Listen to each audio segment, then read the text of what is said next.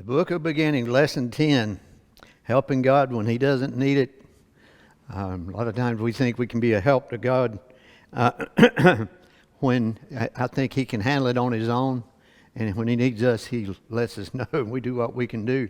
But this particular case we've gotten to in our study, where I mentioned several weeks ago, it was from the beginning, Adam and Eve, right on through Noah, and then it comes up to Abraham. So it starts talking about one particular group of people, and it's Abraham and his descendants.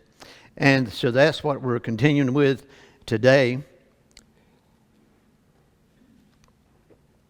If I can talk. And so with that, I'm going to go to chapter 16. We're in chapter 15 last time.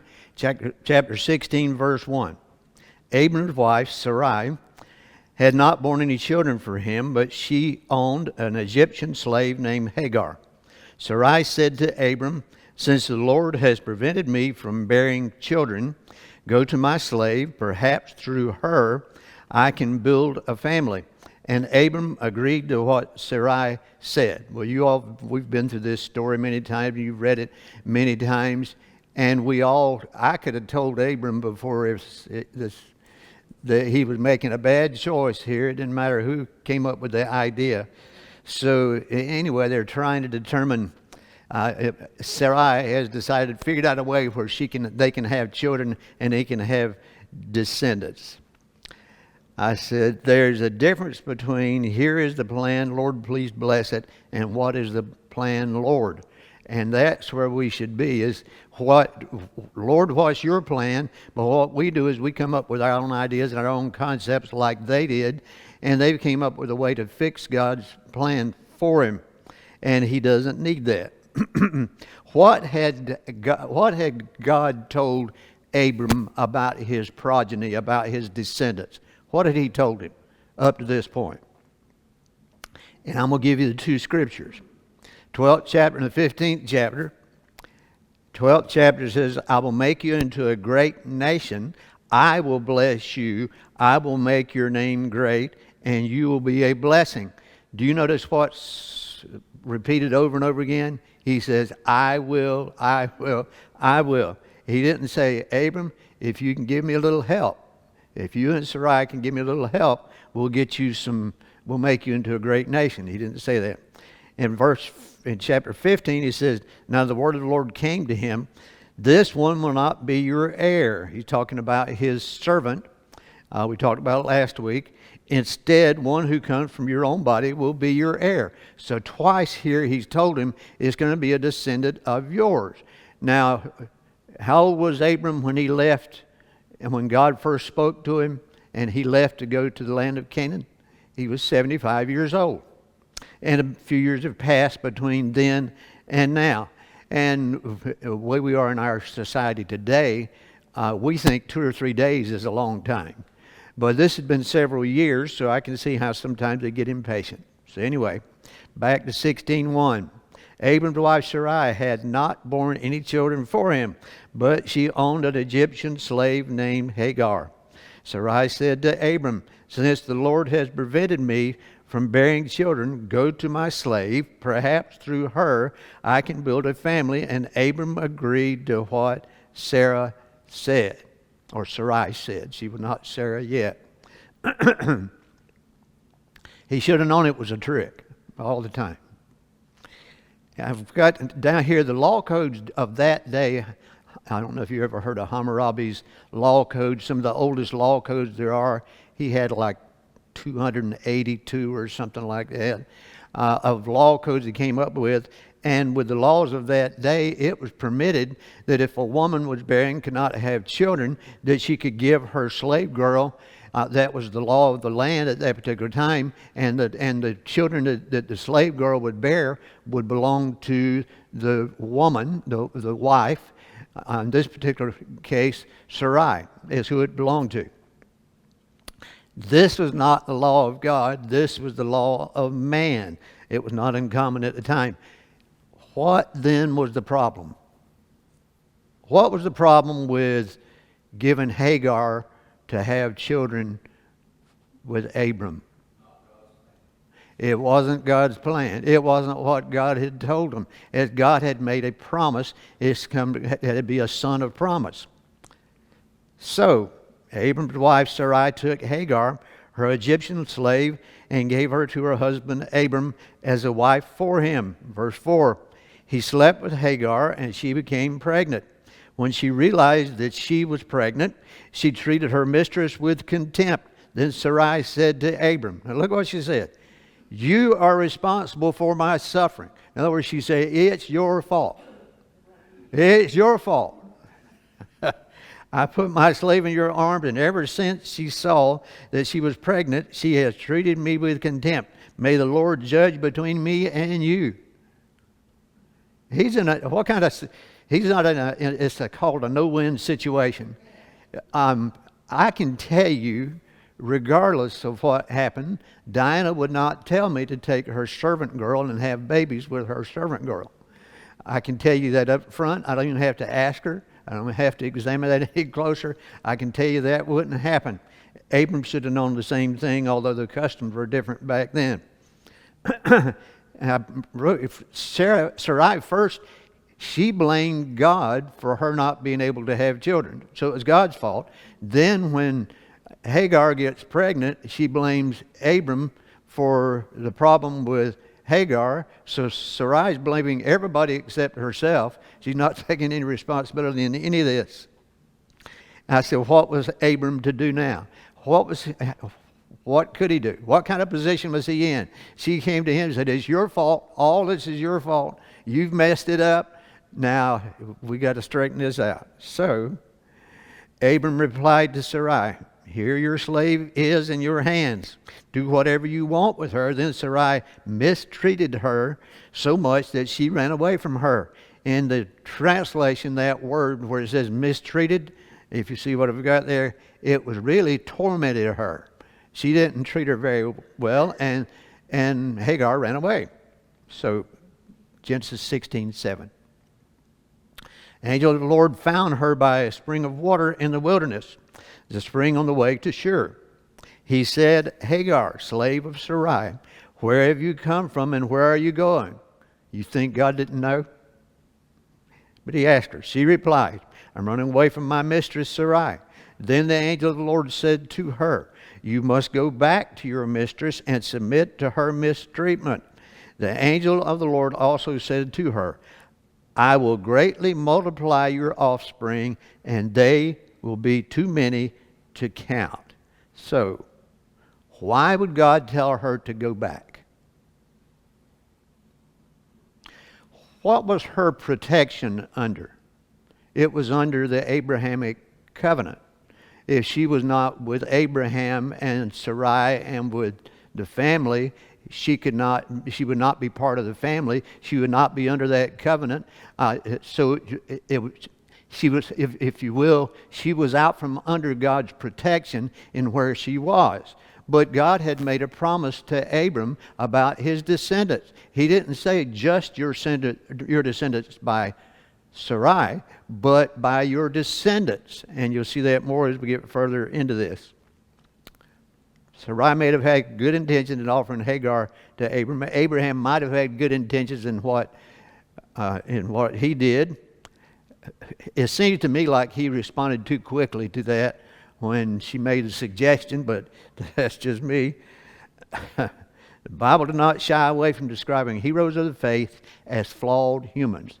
It's one of the differences in the Bible and many other religious works is it shows the human people that God works with are human. The heroes of the faith have their weaknesses, and you can see it all through the Bible. You can see the weaknesses they have right on into the New Testament with Peter and the disciples, the weaknesses they had with Thomas doubting, and so on. So God did not shy away from in His Word, pointing out the fact that even His chosen people have faults, and that gives me a little bit of hope, because I have a few faults. Genesis 16:10, the angel of the Lord also said to her, I will greatly multiply your offspring, and they will be too many to count. Now this is Hamilton. Victor Hamilton, professor of Old Testament and theology at Ashbury University. He's not anymore. And this is what he says. There are many instances in the patriarchal stories where the man is promised a child, children, descendants. But Hagar is the only woman in Genesis who is honored with such a revelation. This sets her apart from the matriarchs of Israel. None of the mothers of Israel, Rachel, Rebecca, Sarah, none of them were promised anything like what Hagar was promised.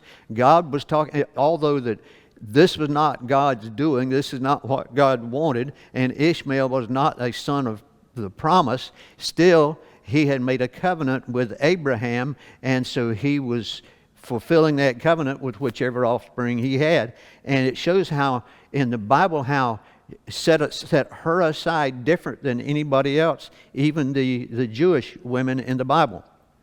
And this is an example of a non-Israelite woman receiving a divine revelation.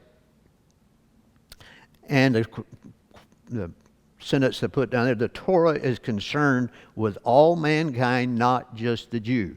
I don't know if you remember back when we first started this particular study, one of the biggest differences in the Torah, which is what we call the Old Testament. In particular, the Torah is the first 5 books, Genesis, Exodus, Leviticus, Numbers, and Deuteronomy. Some refer to the whole Old Testament. But anyway, all other religious writings, like Egypt had Egyptian gods. Their laws and the writings that they had concerning their gods was for the Egyptians, not everybody. The Bible is the first work of religious literature that we have in history where the Torah was not written just for the Jews. It was written for all of mankind. And you can see that in the way that he treated Hagar in this particular situation. She was an Egyptian. And being an Egyptian woman, God dealt with her as he would anyone else. Chapter 16, verse 11. Then the angel of the Lord said to her, "You have conceived and will have a son. You will name him Ishmael, for the Lord has heard your cry of affliction." Ishmael comes from 2 Hebrew words, Shema, which means hear, and El, which means God, and it means God hears. In other words, God, that's what Ishmael means, is God hears. There's some people that say that's the majority of what people believe in when you look into the Hebrew words that this came from. 16:13.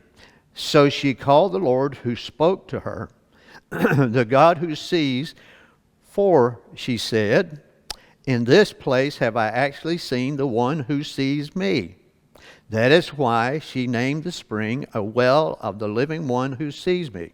It is located between Kadesh and Bered. So Hagar gave birth to Abram's son, and Abram gave the name Ishmael to the son Hagar had. Abram was 86 years old when Hagar bore Ishmael to him.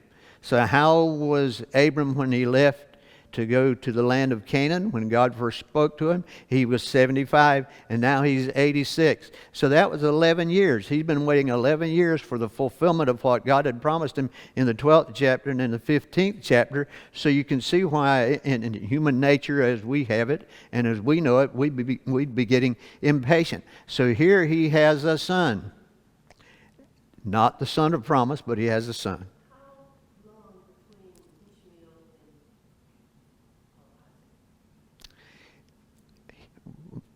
We'll get to that in a little while, but I can answer your question. Abraham was 100 years old when Isaac was born. So it was a few years. He was 99 years old, turning 100 years old.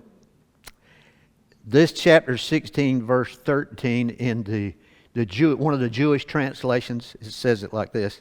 And she called the Lord who spoke to her, "You are El Roi," by which she meant, "Have I not gone on seeing after he saw me?" That's a little tough translation, but it's generally translated as "God sees me." There's something interesting about this. In fact, Victor Hamilton again, I'll read his quote. Hagar actually confers on the deity a name. No other character in the Old Testament, male or female, does that. Hagar is the only one. It is not unusual for mortals to give names to family members, to animals, to sacred sites, but never to one's God, with the exception of Hagar. She's the only one in the Old Testament that pronounces a name by which she calls God. So you can see how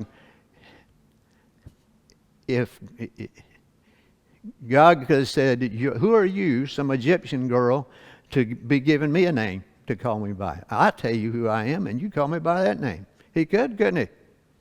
But you can see that God has mercy. He's more merciful than anything else. Although a lot of people see him as judgmental and cruel, and he's merciful.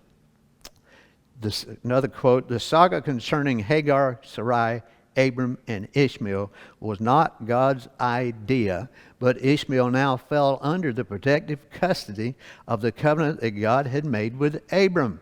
So he was protected, but not in the same way. And as we get further into this study, when Abram is dying, he gives he sends all the rest of the children away, and he gives the inheritance to Isaac.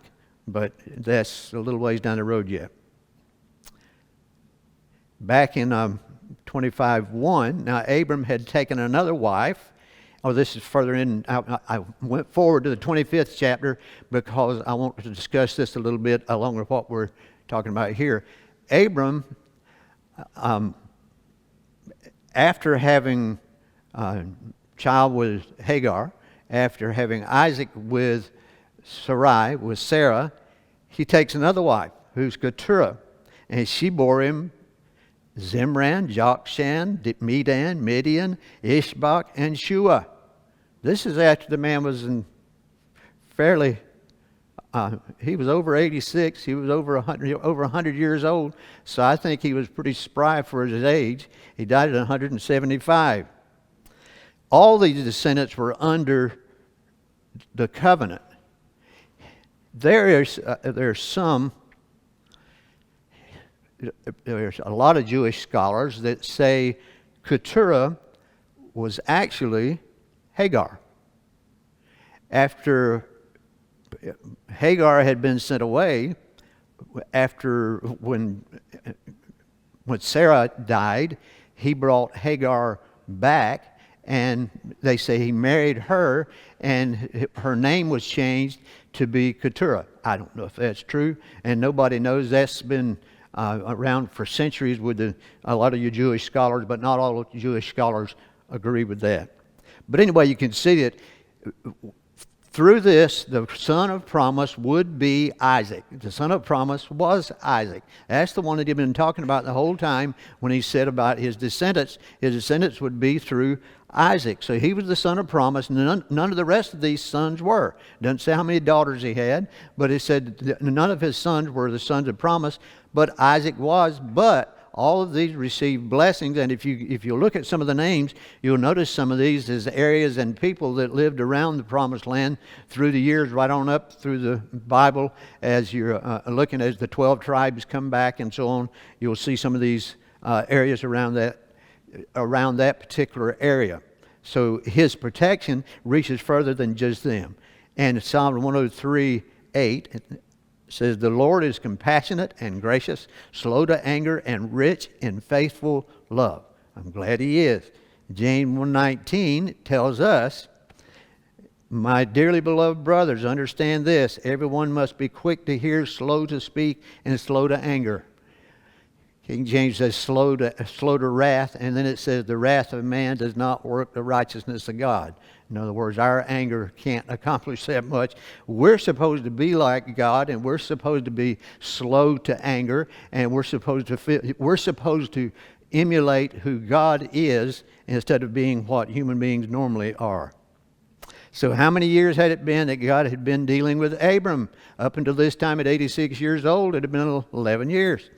How many times had Abram acted like a man in covenant with God, and how many times had he acted like he was not? This is not a question you can answer, but you can see there's many times when Abraham acted, he followed on what God said. God told him something to do, and he would do it, and then he would fall in doubt. He sounds like us, doesn't he? But God still could deal with him, and the promise came through him.